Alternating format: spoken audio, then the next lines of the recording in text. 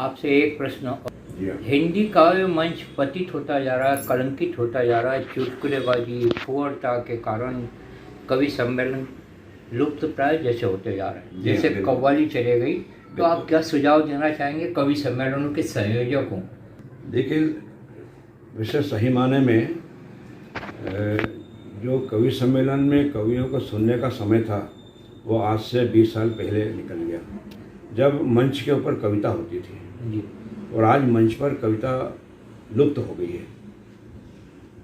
जैसे कि आपने कहा कि चुटकुलेबाजी, फुहड़ हास्य और इस तरह की चीज़ें बहुत ज़्यादा आ गई हैं, और बहुत सी छीटाकशी, एक दूसरे की तानाकशी, इस तरह के माहौल से श्रोता को मज़ा तो आता है, थोड़ी देर के लिए क्षणिक मज़ा आता है, मगर उससे जो है समाज को संदेश नहीं मिलता है।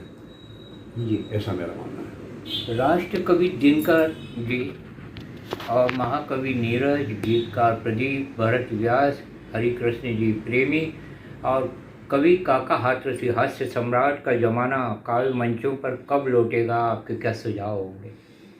देखिए, हास्य की तो अब स्थिति यह है कि जब तक उसमें फुहड़ता और अश्लीलता नहीं होती तब तक लोगों को मज़ा नहीं आता। तो जो कवि हैं वो कहते हैं कि जनता जैसा चाहती है हम वैसा परोसते हैं, मगर मेरा ऐसा मानना है कि जनता को जो परोसा जाएगा वो पसंद करेगी, इसलिए उसको अच्छे से अच्छा जो है उसके सामने प्रस्तुत करना चाहिए, जिससे समाज में संदेश जाए।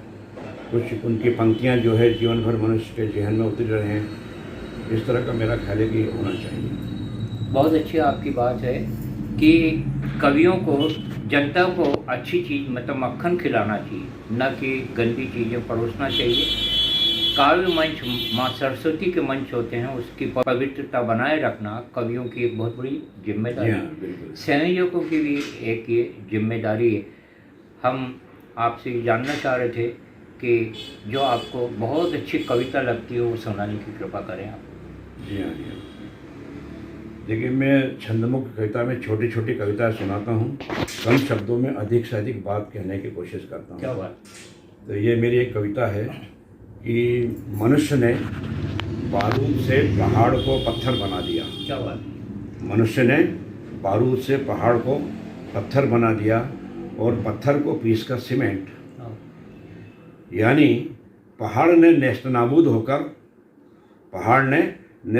होकर सीमेंट से मनुष्य का आलीशान घर बना दिया। क्या बात। पहाड़ ने नेस्तनाबूद होकर सीमेंट से मनुष्य का आलीशान घर बना दिया। कैसी विडंबना है, पहाड़ कठोर दिल होकर नरम दिल हो गया और मनुष्य नरम दिल होकर पत्थर दिल हो गया। क्या बात, क्या बात, वाह। और एक कविता जो मैंने मॉरिशस में लिखी थी, जहाँ मेरा सम्मान था, एक रिसोर्ट समुद्र के किनारे था और वहाँ मुझे ठहराया था, सामने समुद्र सा लहरा रहा था। तो मैं और पत्नी हम चाय पी रहे थे बालकनी में, तो कुछ चित्र में मुझे क्षितिज पर नज़र आया, और वो चित्र देखिए, इसमें 5 तत्वों का समावेश है। इस कविता का शीर्षक है मैं बादल। मैं बादल, समंदर का बेटा श्रवण कुमार हूँ। क्या बात। मैं बादल, समंदर का बेटा श्रवण कुमार हूँ। पिता को कावड़ में बैठा कर, कावड़ कंधों पर रखकर आकाश की सैर कराता हूँ। क्या बात, वाह। पिता को कावड़ में बैठा कर, कावड़ कंधों पर रखकर आकाश की सैर कराता हूँ। सूरज चांद तारों से मिलवाता हूँ, दुनिया के सारे धाम करवाता हूँ। पिता जाना चाहते धरती पर, उन्हें सूखी धरती पर ले जाता हूँ। फिर पिता को नदी बनाकर वापस घर ले आता हूँ। मैं बादल, समंदर का बेटा श्रवण कुमार हूँ। मैं बादल, समंदर का बेटा श्रवण कुमार हूँ। बहुत मार्मिक कविता। ये पूरा वो चक्र है मनुष्य का, जन्म और मरण कहाँ से चलता है जी। और कोई रचना? देखिए, मैंने वैसे जनरली अधिकांश रचनाएं जो है निम्न वर्ग, दलित, स्त्री और देश की, समाज की तमाम जो विसंगतियां, उन पर मैंने काफ़ी लिखा है जी।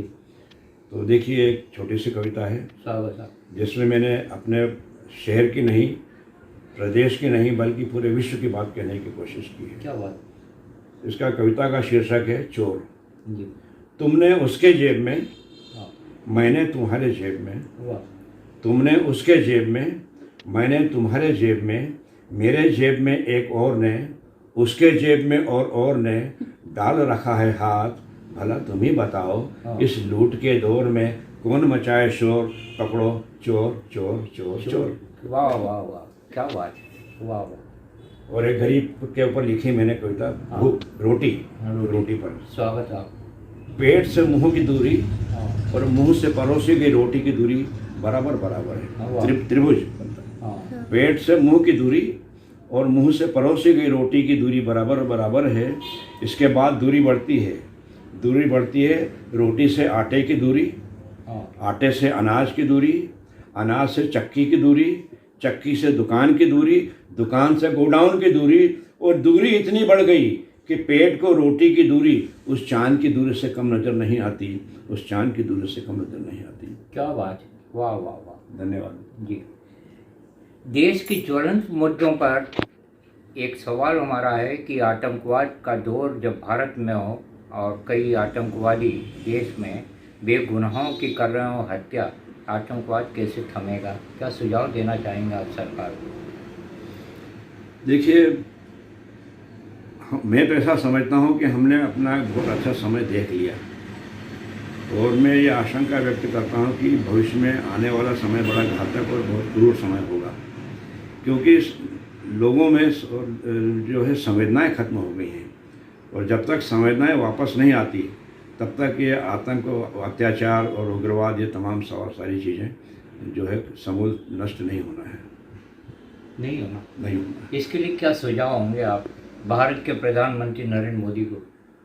मैं तो यही कहना चाहूँगा कि जो समाज में जो विसंगतियाँ हैं उनके लिए कठोर से कठोर कानून बनाए जाएं, जी, क्योंकि अब समझाने से काम नहीं चलना है, अब कानून के डंडे से ही जो है दुनिया चलने वाली है। जब जैसा कि हमने अभी तक का जो देखा है पिछले वर्षों में, कि जब तक सिर के ऊपर तलवार नहीं लटकती तब तक व्यक्ति सीधा नहीं चलता। तो मेरा ऐसा मानना है कि इनके जो कारण हैं उनकी जड़ों में जाना पड़ेगा। चोरी क्यों हो रही है, हत्या क्यों हो रही है, इसकी जड़ में जाना पड़ेगा, और इसकी जड़ में हम इसलिए नहीं पहुंच पा रहे हैं कि हम तमाम आज की भौतिकता के चक्कर में आकर और तमाम गलत तरह की फिल्में, अश्लील फिल्में और तमाम इस तरह के चीज़ों को देखकर हम उससे प्रेरणा ले रहे हैं, और ये जो है हमारे लिए आगे चल के बहुत घातक सिद्ध हो सकता है। बहुत अच्छा आपके विचार हैं। शहीद आजम भगत सिंह ने बहुत सालों पहले लिखा था, क्रांति विनाश की नहीं विकास की कलाकार होती है।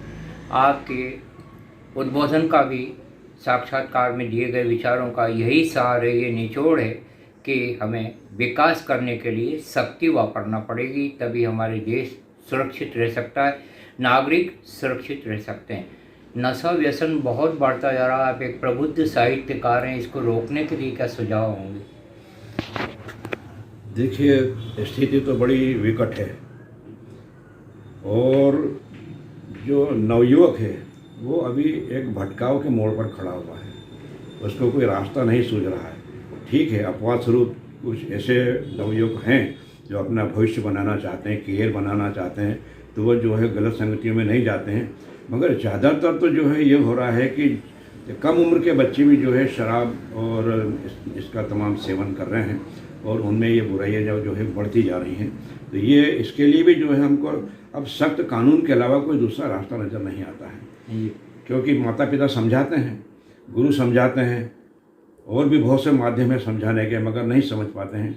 इसलिए उस सख्ती के बगैर जो है वो समाज सुधारना नहीं, मेरा ऐसा मानना है। क्योंकि अब गांधी जी का वो जो सिद्धांत है कि एक गाल पे कोई तमाचा मारे तो दूसरा गाल लड़ा दो, तो वो मैं आप समझता हूँ कि प्रासंगिक नहीं है। आज का समय इतना बदल गया है, इसलिए प्रासंगिक नहीं है।